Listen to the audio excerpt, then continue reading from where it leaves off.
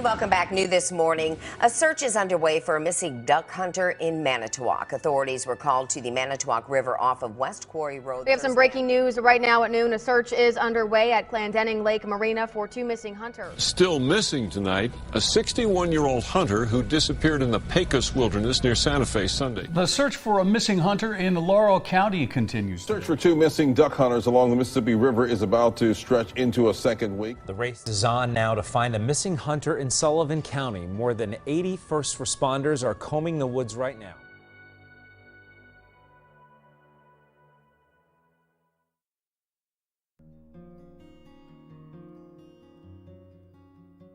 There are innumerable cases of people who seemingly vanish out in the wilds of our world, and it sadly makes sense that some people should go missing here. There are places on Earth far from human civilization, with treacherous terrain, wild animals, and the propensity to confuse and bewilder those who find themselves unprepared or simply in the wrong place at the wrong time. Yet, an alarming number of these disappearances leave behind mysterious clues and snatch away even those of us who are well versed in the outdoors and experienced at being within these unpredictable realms. Here, we'll look at 5 of the more eerie disappearances of experienced hunters and the most seasoned survivalists who have gone out into the wilderness and simply never returned. Number 5, Zeb Hughes and Gunnar Palmer. 21-year-old Zeb Hughes and 16-year-old Gunnar Palmer disappeared on Thursday, December 3, 2020, while duck hunting on the Mississippi River in Warren County, Vicksburg, Mississippi. Zeb and Gunnar set out from the Letourneau Landing boat dock on what was supposed to be a typical day of duck hunting. River conditions were normal when they hit the water, and despite the chilly 46-degree temperature, the weather was fair. The Mississippi River, aptly named the Mighty Mississippi, sustains over 260 species of fish, with some tipping the scales at over 300 pounds. The river is 11 miles across at its widest point, and its currents are known to be unpredictable, sometimes even under the best circumstances. Zeb and Gunnar's boat was found capsized on December 4th, the day after the two were officially reported missing. Had the Mighty Mississippi turned treacherous too quickly for the young men to react? Along with the pair's boat, searchers found most of the belongings that were inside, but there was no sign of either Zeb or Gunnar, or of the dog that was traveling with them that day. The search went on over the river and the banks for more than a week, with nothing being found by the dozens of search teams, specialized aircraft, or drones. Sometime during the second week, the search efforts were refocused to cover solely the water. Does this mean that Zeb and Gunnar never made it out of the water? While we hope that's not the case for them, searching the river is necessary in the effort to locate them, and it's no small task. On December 24, 2020, Warren County Sheriff Martin Pace told WLBT 3 on Your Side news reporters that Christmas Day would not slow down the search for Zeb and Gunnar. Sheriff Martin assured that himself and his deputies would be on the water all day Christmas Day, continuing the efforts. He's quoted in the WLBT interview as saying, "I think the fact that we have multiple bodies in a moving body of water that's 100 feet deep just adds to the situation." How could two young and agile people who are used to being outdoors be so caught off guard by the river? Or is there something other than the Mighty Mississippi to blame for their disappearance? We still don't know, and as of December 28, 2020, Zeb and Gunnar remain missing, and there have been no further updates. Number 4. James P. Rambeau Jr. 51-year-old James P. Rambeau Jr. disappeared on September 3, 2003, near the Caniapisco River, south of Kuujjuaq, Quebec, Canada. James was out on a hunting trip with 3 friends.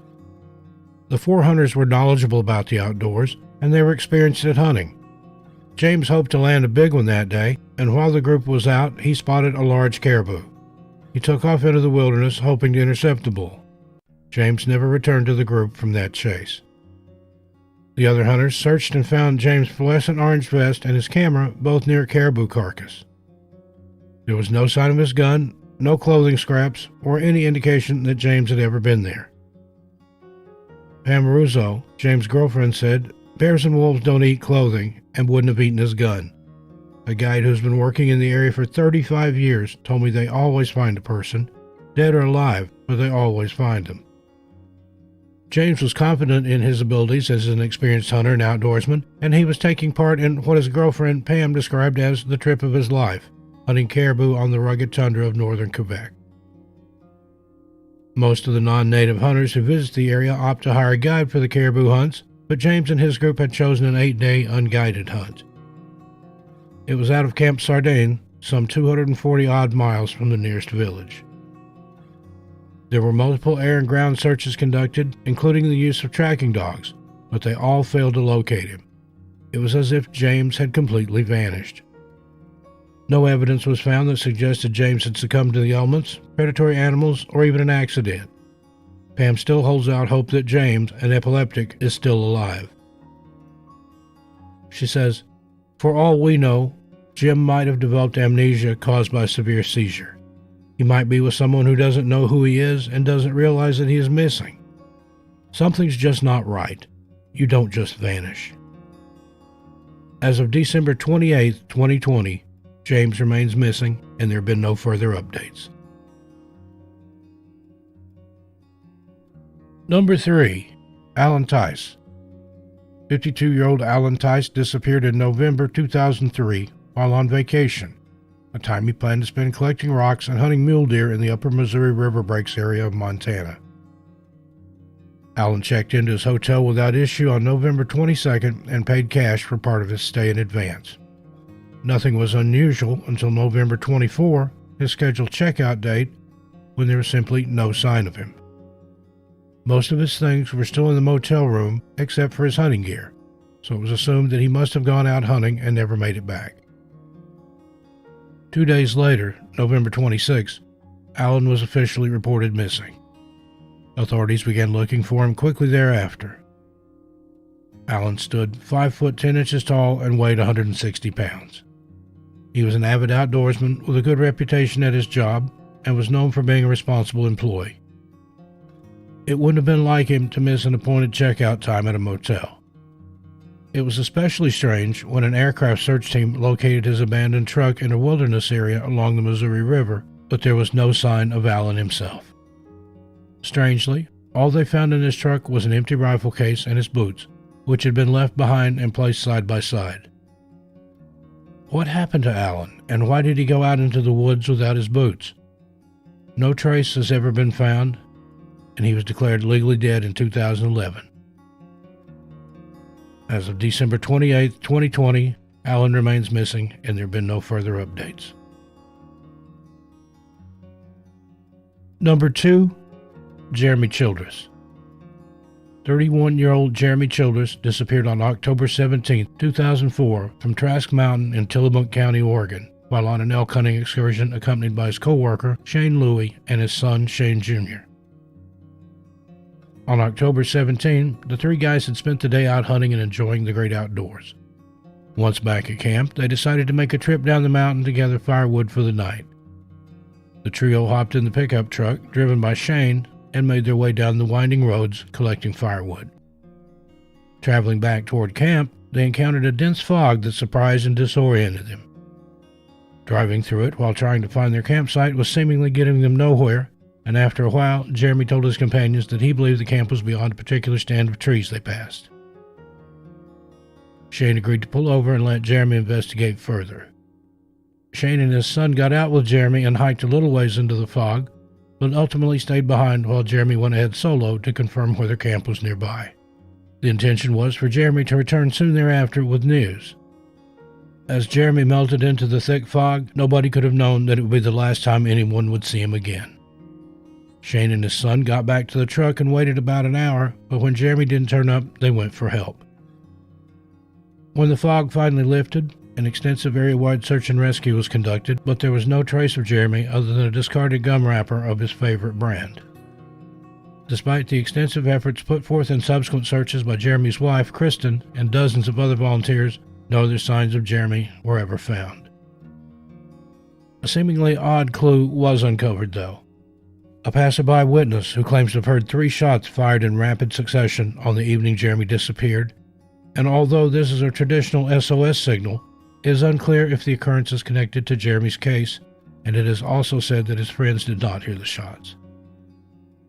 As of December 12, 2004, more than a 4-mile radius from where he was last seen had been searched by many teams, with still no signs coming up. Jeremy's family is understandably devastated by his disappearance, and his 3-year-old daughter, Kelsey, asked her mom over and over in the days thereafter when her daddy was coming home. As of December 28, 2020, Jeremy's ultimate fate remains unknown, and he has been pronounced deceased. Any further updates are posted on the memorial website run by Jeremy's family and can be viewed by clicking the link in the show notes labeled Jeremy's Memorial Site. Number 1. Barnett Barry Zeldon. 74-year-old Barnett Barry Zeldon disappeared on Monday, October 7, 2013, after telling his wife he was planning to put some bait at a deer stand near Chatsworth in the Warren Grove Recreation Area in Barnett, New Jersey. That's the last time Barry was seen. He took his '92 Chevy Blazer to the recreation area, where he would likely have begun checking his usual hunting and lure spots. He carried corn and molasses to put out for the deer, and had brought his dog along for good company. They left Barry's Mays Landing home and drove to a section of the Warren Grove Recreation Area. Now, the Warren Grove Recreation Area in New Jersey is mostly undeveloped wilderness, perfect for hiking, bird watching, hunting, and the like. The 617 acre is just west of the town of Warren Grove. The land was acquired from the National Park Service in 1972 as part of their Federal Lands to Parks program. Access to the recreation area is limited to several sand roads and old woods roads throughout the area, but there are currently no marked trails. Barry frequented this wilderness and was a strong outdoorsman, avid hunter, and capable survivalist. The weather at the time of Barry's disappearance was overcast, damp, and chilly, both during the night and daytime. Temperatures were around 66 degrees Fahrenheit, with winds gusting to 30 miles per hour. Even so, Barry was equipped with the necessary skills to handle the conditions. When Barry didn't come home or call Monday night, his wife, Janet Zeldon, wasn't really worried at first because he was known to make spontaneous hunting trips that sometimes lasted for several days. Janet said, "I didn't think much of it. I figured maybe he got a deer and he was looking for it. He's very independent." She began calling his cell phone every hour by Tuesday and into Wednesday, but all she got was his voicemail. On Thursday, October 10th, she tried to drive to the Audubon Gun Club, where Barry was a member, but she couldn't find it. The next day, she tried again, this time finding it, and got several members of the club to go out looking for Barry. Wilbur Swales, president of the Audubon Gun Club, said, "A couple of us went out Friday night looking for him, and we couldn't find nothing. Then we went out Saturday, me and 3 other members of the club, and we found his automobile." Barry's 1992 Chevy Blazer was parked at Warren Grove. The keys were still in the ignition, with the windows rolled down, cell phone on the dashboard, and his dog, Taffy, still there waiting for him, having survived 4 days alone by eating the corn and molasses meant for the deer. Janet speculated of the dog, "He must have left her to check on the deer stand or to put some apples out, and there was a medical emergency. She does what she's told, so he must have told her to stay put." New Jersey State Police and State Park Police searched for Barry using helicopters and canine teams. Search efforts originally concentrated on the Warren Grove Recreation Area, but expanded closer to the Bass River State Forest, also in New Jersey.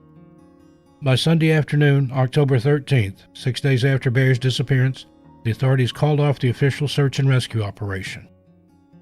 Even so, volunteers with Burlington County Canine Search and Rescue went back into the recreation area the following Tuesday and then planned a larger search the following weekend. Janet said at the time, "I know he's good in the woods. That's why I never worried. He knows what he's doing. He's a very avid hunter. He probably could survive out there indefinitely." Barry's daughter-in-law, Debbie Zeldon, said, "It's like he just vanished. His car was found with his dog. She's okay, but we're afraid of what might have happened because he loved that dog. He would have never left her anywhere if he wasn't going to be right back." In November 2013, Barry's wife, Janet, said, "Every weekend and sometimes during the week, there is someone out looking for him. There have been different rescuers, state troopers, neighbors, friends, and the fire department. In 2 weeks, the shotgun hunters will be going out, and there should be about 1,000 of them pushing for deer. Between the newspaper coverage, TV, and word of mouth, everyone out there will know he's missing and will look for him. As time goes by, I guess I get less hopeful. What made Barry leave his dog Taffy in the Blazer with his cell phone and belongings? Clearly, he only planned to be away for a short time. Did he suffer a stroke or heart attack because of his age and perhaps fall into the dense undergrowth in the area? Was he attacked by a large predatory animal? None of his gear or other belongings were ever located. Only his truck, its contents, and his dog. As of December 28, 2020, Barry remains missing, and there have been no further updates. So, friends, what do you think about these cases? How did all these wilderness experienced people go missing, some with no clues ever to be uncovered at all? These mysterious disappearances are only 5 of a frightening number of missing person cases. If you have a case you would like to see featured, please email us at nationalparkmysteriesyt@gmail.com. Until we meet again, take care of yourselves and each other. I'm Steve Stockton, and I'll talk to you next time.